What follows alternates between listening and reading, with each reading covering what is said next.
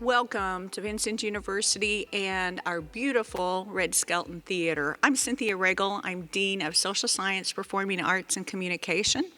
And I just want to, as you know, with an event this size, there are several people to thank. So please let me thank some people that were very instrumental of bringing Dr. Shore to Vincennes, Indiana, and then we'll introduce Dr. Shore and he will take it away. So just a couple of housekeeping. Dr. Shore has told me that he would like people to move down in front. This is going to be an interactive presentation, and you will be working in groups, he has told me.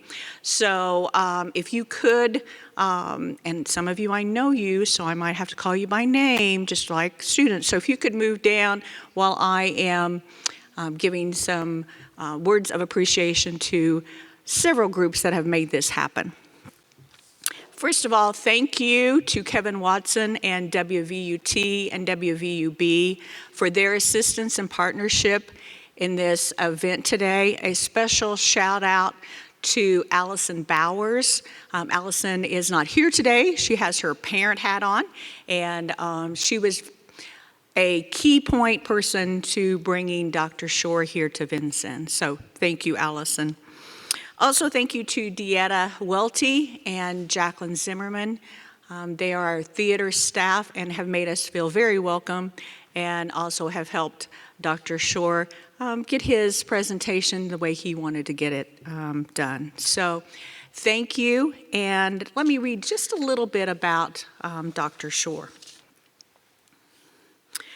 Diagnosed with atypical development and strong autistic tendencies and too sick for outpatient treatment, Dr. Shore was recommended for institutionalization. Non-speaking until the age of 4, and with much support from his parents, teachers, wife, and others, Stephen is now a full-time professor at Adelphi University and adjunct at several other universities, focusing on aligning best practice in supporting autistic people to lead fulfilling and productive lives. In addition to working with children and talking about life on the autism spectrum, Stephen is an internationally renowned educator, consultant, and author on lifespan issues pertinent to education, relationships, employment, and self-advocacy.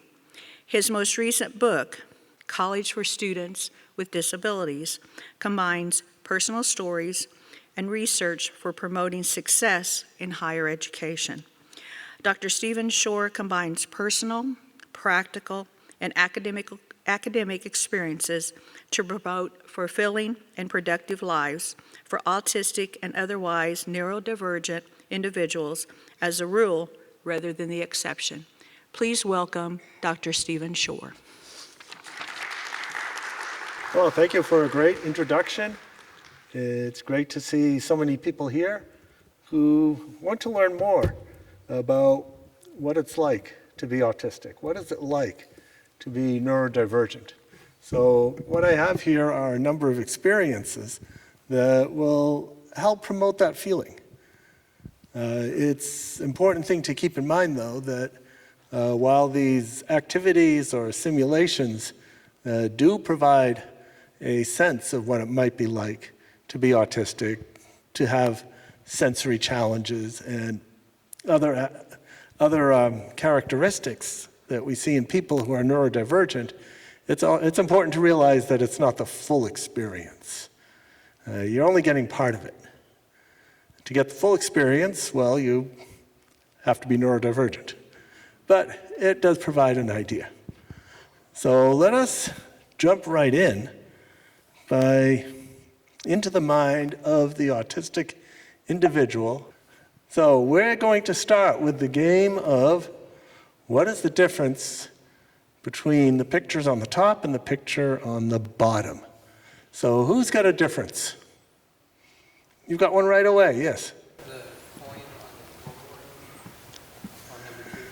Yes, on the bottom, you do have a little coin. Looks like someone dropped a quarter or something. On the bottom, but not on the top. So there's about 12 more to go. Who's got another one? I think it flashed some of the differences on there. So it kind of gave it away. Go ahead. The cone at the bottom of one of those cones. Yeah, on the bottom, there's yellow footers. There's 4 on the top, and there's 1 missing on the bottom. All right, who's got another one? The wrong below the zebra. Okay, below the zebra. So you got that step there. And on the top, you've got a rung in the middle, you got a crossbar, but on the bottom, it's a very big step to mount on the zebra. All right, let's see if we got one more. Yes, over here. Okay, so, and what about it? All right, there you go. The strap on the horse's face, the brown horse, blue on the bottom, and red on the top. So just to make sure you get them all, there they are. So that was good. You got a good number of them. And that's good to see. You're observant. So now, because we are at a university, it's time for a quiz. So what was it a picture of? Yeah, carousel, merry-go-round. What is the animal in the foreground? A zebra, not a horse. Some people remember it as a horse, but you're right, actually it's a zebra. And then we got 2 more questions, and they become harder to answer. However, since I believe in errorless learning and everybody should get an A, here we go. There they are. So why was it hard to answer some of those questions? And the reason that it was hard to answer some of those questions is because I forced you to perceive these pictures like autistic people perceive the environment. We focus on detail, often at the expense of the whole. And in the medical literature, that's referred to as a deficit in central coherence, not getting the big picture, the forest for the trees type analogy. However, as we consider detail-oriented thinking, what are some situations where it's advantageous to be detail-oriented?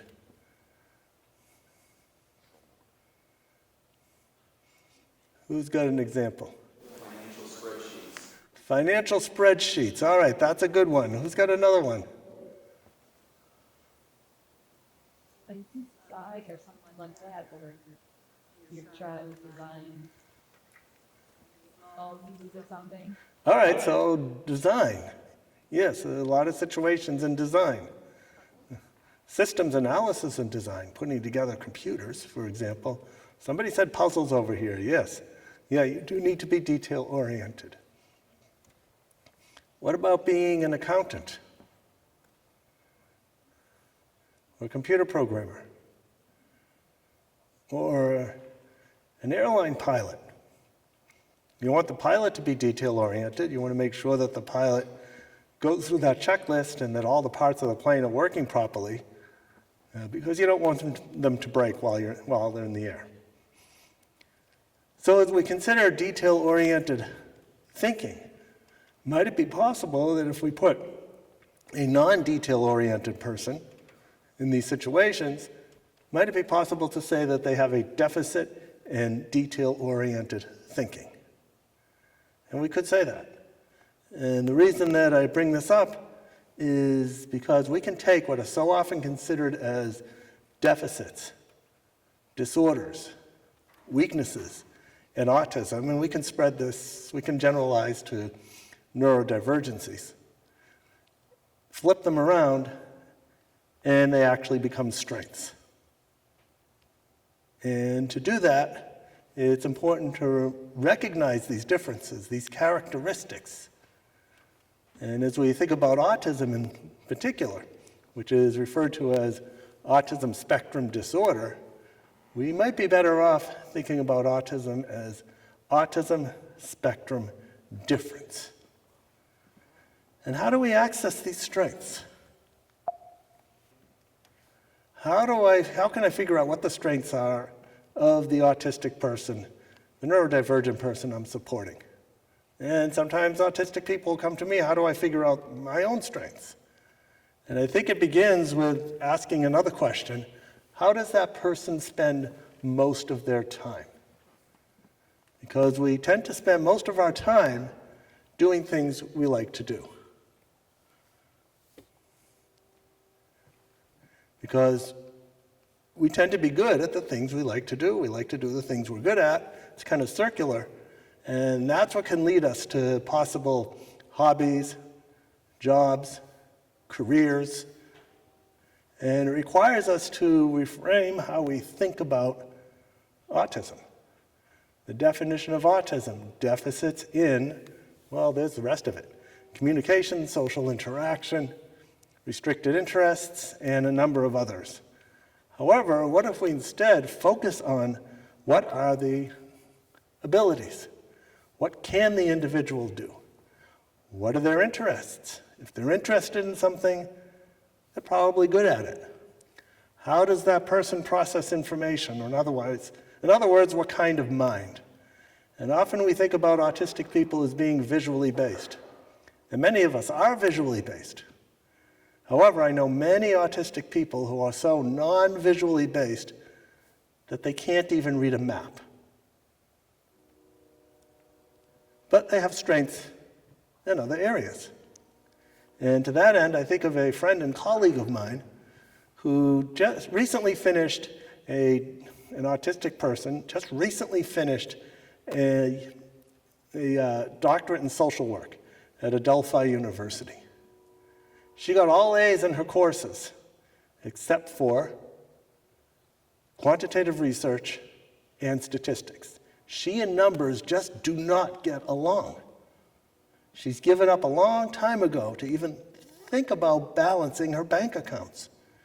Fortunately, her husband understands, and he handles all of that, and she's kind of a cash-only gal. So it's this very same person who will take 2 + 2 and really believe that that equals 5. However, she graduated, and now she's a senior research scientist at Drexel University, a Research One university. And what that brings to mind also is another characteristic that's not often mentioned in diagnostic criteria, and that is the widely varying skill set. And what it translates to is that the things we're good at, we can be incredibly good at. The things we're not so good at, well, they can be quite the challenge. And then there isn't that much in the middle. So, incredible strengths, some really significant challenges, and that commonly causes confusion to those who support autistic individuals and even us autistic individuals ourselves. How can we be so good at, but have such difficulty in the other thing? And that's part of being on the spectrum. So then we can choose. Do we choose to focus on the deficit? And of course, if there's challenges, we have to find ways to remediate them. But then again, I don't know anyone who's built a career out of remediated weaknesses. Or we can choose to focus on the strengths and the abilities. And when we can do that, when we can match up those strengths and abilities to what society values, that person can be very successful. But there's got to be that match. So, for example, Temple Grandin, probably the most well-known autistic person on the planet. She's got this interest in humane cattle processing. She's better known in the cattle processing industry than she is in the autism world. And she's incredibly well known in the autism world. If you eat beef, anybody here who eats beef? There's greater than 50% chance that that beef was processed in a plant that was designed by Temple Grandin. So that's an extreme example. And on the other hand, she also has some significant challenges in other areas.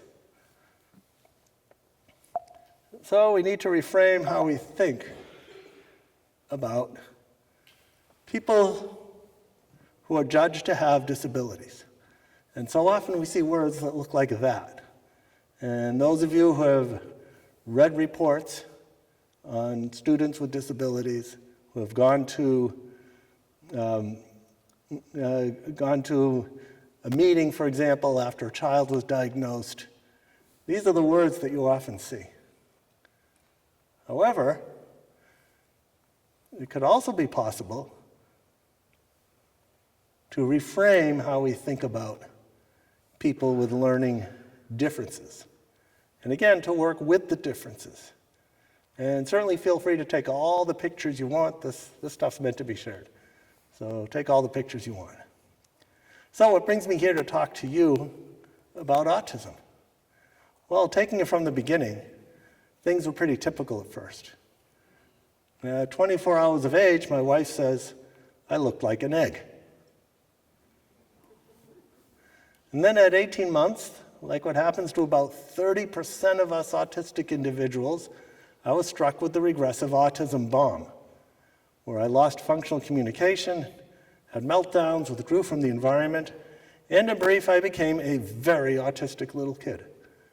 There was so little known about autism in those days, so little known that it took my parents a whole year to find a place for diagnosis. And when they did, the doctor said, well, we've never seen such a sick child. Send him off to an institution. Because that's what they did in those days. My parents, however, like we see ever-increasing numbers of parents around the nation and around the world, they advocated on my behalf, and they convinced the school to take me in about a year. And it was during that year that my parents implemented what we would today refer to as an intensive home-based early intervention program. So there was movement, music, sensory integration, narration, imitation. And that's today's concepts, because in those days the concept of early intervention didn't even exist. So really it was parents just desperately trying to reach their child. And what did they do? Well, first they tried to get me to imitate them. How many of you have used imitation to teach someone how to do something? Yeah, everyone's hand should be up. Everyone has shown somebody, oh, this is how you do it, I'll show you. Okay, now you do it. It works most of the time. But perhaps due to a difference in mirror neurons that autistic people tend to have, it didn't work for me, it doesn't work for many other autistic individuals. So my parents flipped it around and they imitated me. And once they did that, I became aware of them in my environment. And then they were able to move me along. And there's two important implications. One, my parents built an initial connection. They met me where I was. Often we hear about we have to meet the learner where they are. Well, that holds for everybody, autistic or otherwise. And then second, they built a trusting relationship. And then they were able to move me along. But only then. And those are two important prerequisites for doing meaningful work with an autistic person, one who is neurodivergent, and actually I think everybody else as well. I believe even at this point, we have the technology, we have the know-how, we have the wherewithal, so instead of looking at the closed doors of deficit, disorder, and disability, we can look at the open doors of ability and ask the question, what can the autistic, neurodivergent, and actually everybody else do? So I mentioned sensory challenges. What is it like to experience sensory overload from the viewpoint of someone who is susceptible to sensory overload, which commonly is an autistic individual or someone who is neurodivergent, but even then, people may have sensory challenges even if they aren't autistic. So one way to put it is that if you're autistic, you've got sensory challenges. If you have sensory challenges, there's a good chance you're autistic, but it isn't necessarily so. So let's experience this. And this is the activity that was mentioned a little bit earlier, where we're going to get into groups of 5. We're going to get into groups of 5. So we'll just take an an example, we've got a nice group of 5 here, but we're going to generalize that to other people. You're going to get into these groups of 5. So let us suppose we choose one person to be the autistic person. Who of you want to be the autistic person? I think I saw your hand up first. All right. So your job is easy. All you have to do is listen to person number 5 reading a brief passage to you while everything else is going on. What's the everything else? Person number 2, you are the neck scratcher. Take your ID and scratch it up and down gently around person number 1's neck. And which one of you wants to be number 2? All right, you volunteer. Number 3, we have 3 people left. Who has a loud voice amongst you 3? Okay, you're the loud voice reader. You're going to take a paragraph of text. It might be from your phone, it might be something that you're holding, a book, whatever it is, and you're going to lean a little bit too close and read it into person number 1's ear.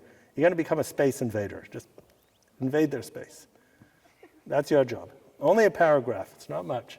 And so you're already getting kind of nervous and just thinking about it. Number 4 is the pat person. Okay. On the head and the shoulder at the same time, not too hard. Don't create a concussion or anything. And we have 1 person left. You're the normal voice reader. You take a different paragraph of text, whatever it is, and you're reading it at the same time at a normal distance. So the way this works the best is that you kind of stand up all around person number 1, and you submit person number 1 to this torture only for about 30 seconds.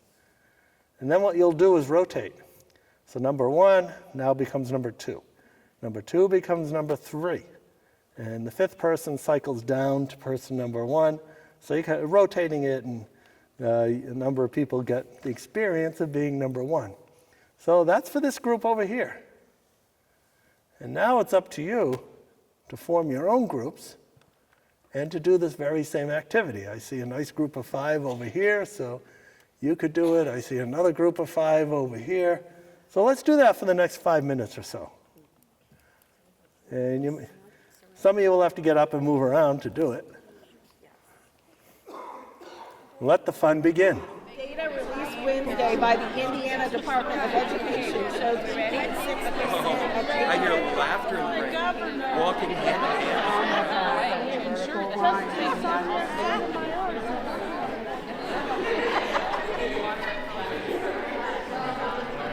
All right, let's get back to our seats. Some of you may not have gotten to be person number 1, but you can always do it later.